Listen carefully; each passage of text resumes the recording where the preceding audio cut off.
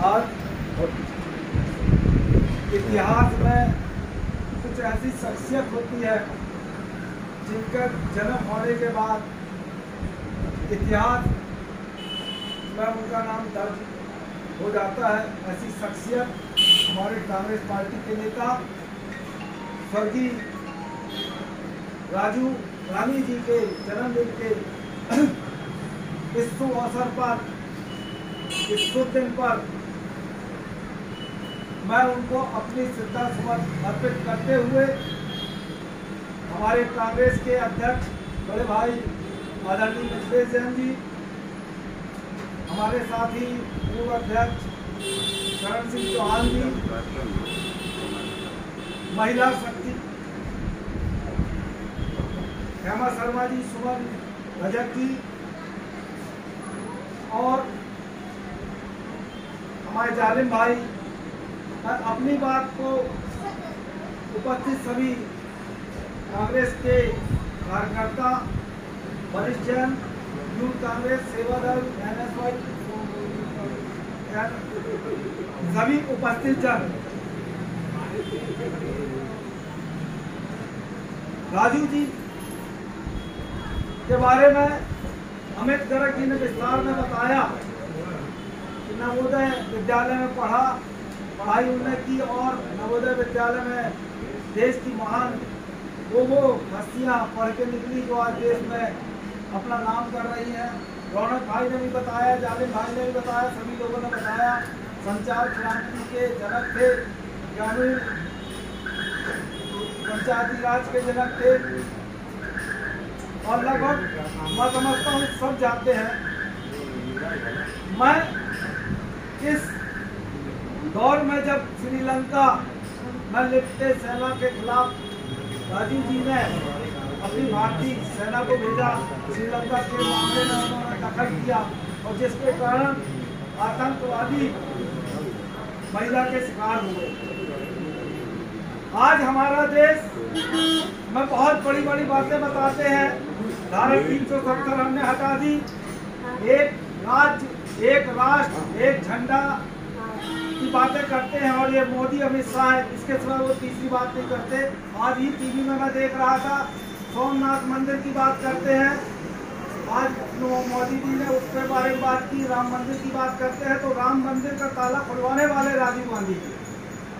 आज उत्तर पूर्व राज्यों की हालत क्या है? तालिबान, अफगानिस्तान, ये गोदिया मीडिया इसके सिवा कुछ दिखाती नहीं है, मगर हमारे देश में क्या हो रहा है ये गोदिया मीडिया नहीं दिखा रही है। देश के इतिहास में पहली बार आसाम और मिजोरम राज्य ऐसे युद्ध कर रहे हैं और दोनों का भाजपा समर्थित और भाजपा के राज्य कहलाते हैं। वो ऐसे लड़ रहे हैं जैसे दो देश आपस में लड़ रहे हैं। यहाँ की पुलिस वहाँ के लोगों को मार रही है, वहाँ की पुलिस यहाँ के लोगों को मार रही है और अमित शाह मोदी शांत है। वही हाल मेघालय का है। मेघालय में ये हालत है कि वहाँ के गृह मंत्री ने इस्तीफा दे दिया, मुख्यमंत्री के घर में बम फेंके जा रहे हैं, राज्यपाल को वो मान नहीं रहे हैं, मगर मोदी अमित शाह चुप बैठे हैं। इसी ऐसा ही एक हाल 3 अगस्त 2015 को मोदी जी ने एक समझौता किया नागालैंड राज्य से। आज नागालैंड में कश्मीर की बात करते हो आपने कि हमने झंडा फहराया, धारा 370 हटा दी, मगर नागालैंड में आज ये हालत है। वहाँ जो मोदी ने समझौता किया है वो NCMI से जो समझौता हुआ है उसने बताया है कि हमसे जो समझौता हुआ उसने पब्लिश भी किया है कि उस नागालैंड में अलग झंडा फहराया जाता है, वहाँ का अलग संविधान है।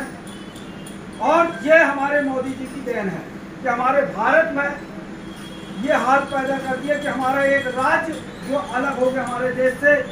कश्मीर उनने इकट्ठा एक नहीं किया।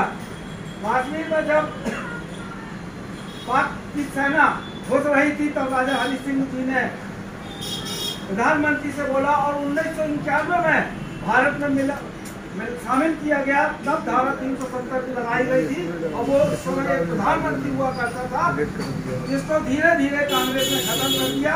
वहाँ पे मुख्यमंत्री होने लगा, चुनाव होने लगे। आज अरुणाचल की बात कर लीजिए आप। अरुणाचल में जगह का नाम नहीं याद आ रहा, 400 मीटर तक चीन घुस गया, उसने एक गांव बसा दिया, मगर ये मीडिया में आपको नहीं दिखाया जा रहा है, ना आपको इस सब चीजें बताई जा रही है। मैं राजीव गांधी जी के जन्म दिवस के अवसर पर आप लोगों को इसलिए बताना चाहता हूं कि आज जो वर्तमान दौर में महंगाई, डीजल पेट्रोल का दौर चल रहा है, महंगे हो रहे हैं, गैस सिलेंडर के रोज दाम बढ़ रहे हैं, इस पर भी जो भारतीय जनता पार्टी के लोग बोलते हैं कि भाई वो कांग्रेस शासन में बॉन्ड जारी किए गए थे और बॉन्ड का ये अर्थ था कि वो बॉन्ड अपनी खरीद लेता था मगर उसका भुगतान नहीं होता था, बॉन्ड की वैल्यू भर बढ़ती थी, उसका पेमेंट नहीं होता था। ये हमारे एक रिश्तेदार ने आपको समझाया। हमने उनको बताया कि 2002 में जो बॉन्ड पेट्रोलियम उत्पाद के उस पर जो बॉन्ड जारी हुए थे वो 2002 में अटल बिहारी वाजपेयी ने जारी किया। 2014 में हमें ये बात नहीं बता पाते। 2014 में पेट्रोल में उत्पाद शुल्क 9 रुपए 20 पैसा लगता था। आज मोदी सरकार में उत्पाद शुल्क 32 रुपया 60 पैसा लगता है, मतलब 285 गुना उत्पाद शुल्क और सीमा शुल्क लगाया। डीजल में उत्पाद शुल्क 3 रुपया 20 या 35 पैसा लगता था, जो वर्तमान में 31 रुपया 60 पैसा लगता है। इतना उत्पाद शुल्क मतलब 820 गुना उत्पाद शुल्क बढ़ा दिया। ये भारतीय जनता पार्टी के लोग या मोदी जो सरकार है, ये सिर्फ वो स्थिति इस देश में करना चाहती है कि आपके लोग, आम जनता, आम कार्यकर्ता गुलामी की जंजीरों में जकड़ जाए। आप और हम इस बात को नहीं बात करते हम पब्लिक में कि स्टेशन में प्लेटफॉर्म 50 रुपए टिकट कैसे हो गया,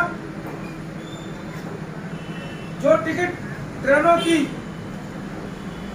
5 गुना कैसे रेट बढ़ गए, हम उस पर बात नहीं करते।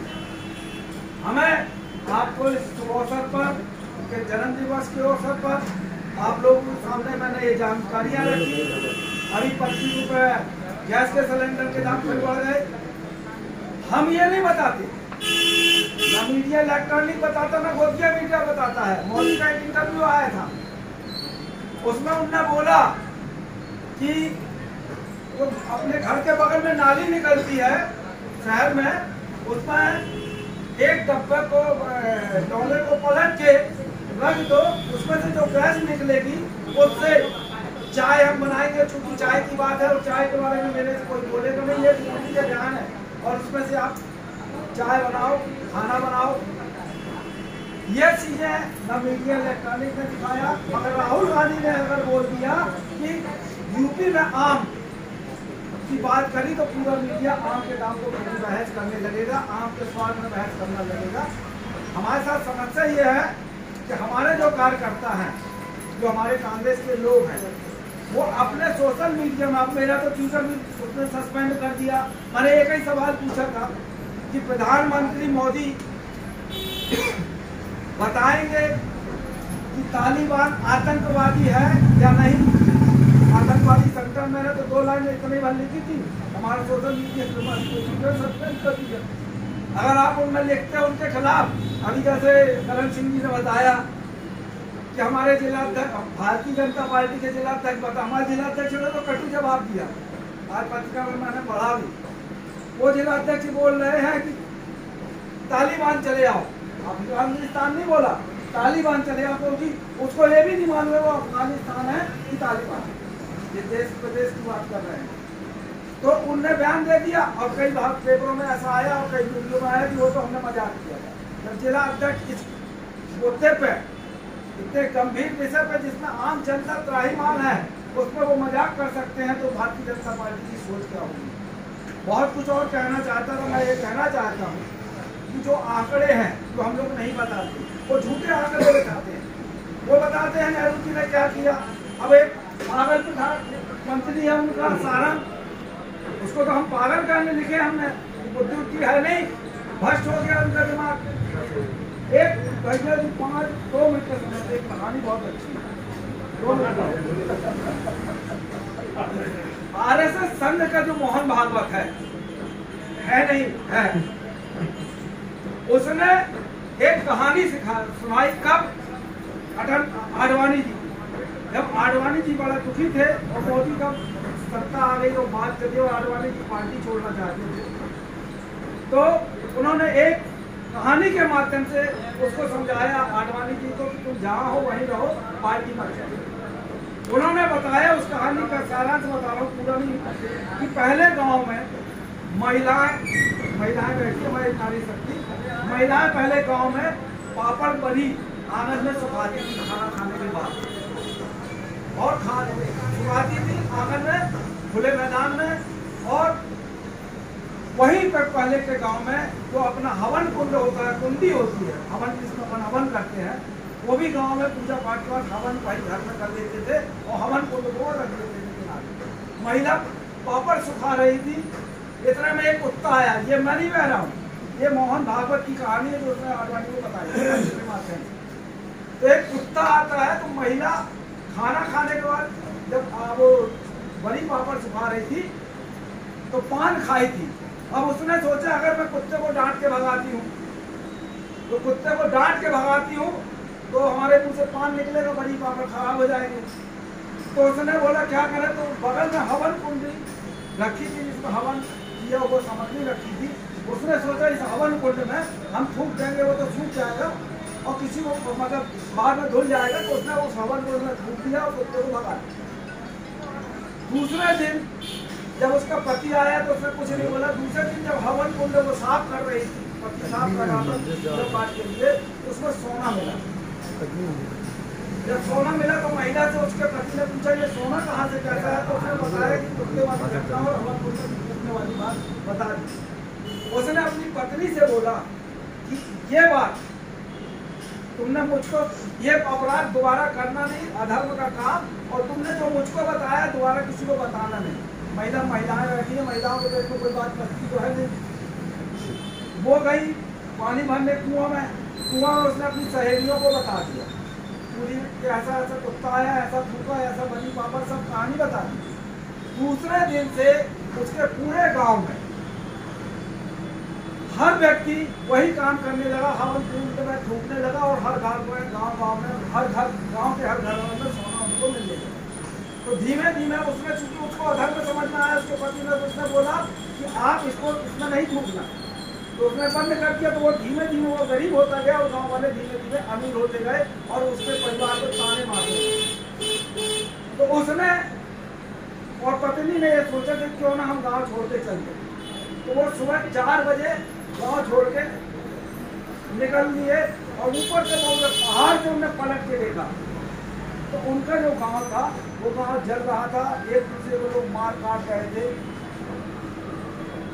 और उसके बाद गांव वो बर्बाद हो गए। ये कहानी का सुनाते हुए उनने जो बताया मोहन भागवत, उस कहानी का निचोड़ ये है कि आडवाणी जी तुमने एक पाप किया, जो राम मंदिर का रथ निकाल के पूरे देश में हिंदू मुसलमान ने आग लगा दी। आज उसका परिणाम है कि भारतीय जनता पार्टी में आप देख लीजिए, एक उत्तर प्रदेश की महिला अध्यक्ष बनाई गई थी मायावती, उसने कुछ अश्लील असभ्य भाषण बोली थी, उसको महिला कांग्रेस का महिला भाजपा के अध्यक्ष बना दिया था, उसका पति विधायक था। आज भारतीय जनता पार्टी का जो आप बोल रहे हो, जो हमारे पाठक जी ने बोला, जो हमारे रामरतन पायल जी ने बोला और जो हमारे विश्वास सारंग जी बोल रहे हैं, और जिस प्रकार से भारतीय जनता पार्टी के जो नेता हैं, आप जितनी बुरा वो बोल सकते हैं, कितना वो मुसलमानों के खिलाफ बोल सकते हैं। आप उनके पास एक चैनल चलता है, एक बोलता है मुसलमान हमारे भाई हैं, दूसरा बोलता है मुसलमान आतंकवादी है, उनका ग्रुप चलता है और कांग्रेस कुछ दिखती है तो बोलते हैं मुसलमान वाली पार्टी। हमने एक बार सवाल पूछ दिया तो अब बहुत विस्तार में हो जाएगा, बाद में कभी मौका है तो बताऊंगा। मैं इतना कहना चाहता हूँ कि भारतीय जनता पार्टी में जो जितना गंदा बोल सकता है, जो जितना देश के खिलाफ बोल सकता है, अभी आप लोग अपन लोग पढ़ते नहीं है, सोशल मीडिया का उपयोग करते हो। सुब्रमण्यम स्वामी जो भारतीय जनता पार्टी के सांसद हैं, आज ही सोशल मीडिया में उनका आया, उसने लिखा कि पहले चीन से, अब अफगानिस्तान से भारत डर गया, कमजोर पड़ गया उसके सामने। अभी सोशल मीडिया में हमारे ऊपर पड़ा, तो ये उनकी भारतीय जनता पार्टी के लोग बोल रहे हैं। कोरोना में कितने भाजपा के लोगों ने बोला। समस्या ये है, आम पब्लिक हमारे साथ जोड़ना चाहती है, आम पब्लिक को हम चौराहों में खड़े को समझा नहीं पाते। मगर बहुत लंबे में आप लोगों को समय दे दिया, उसके लिए क्षमा चाहते हुए मैं अपनी बात को विराम देता हूँ। एक बात पुनः राजीव गांधी जी के जन्म दिवस के अवसर पर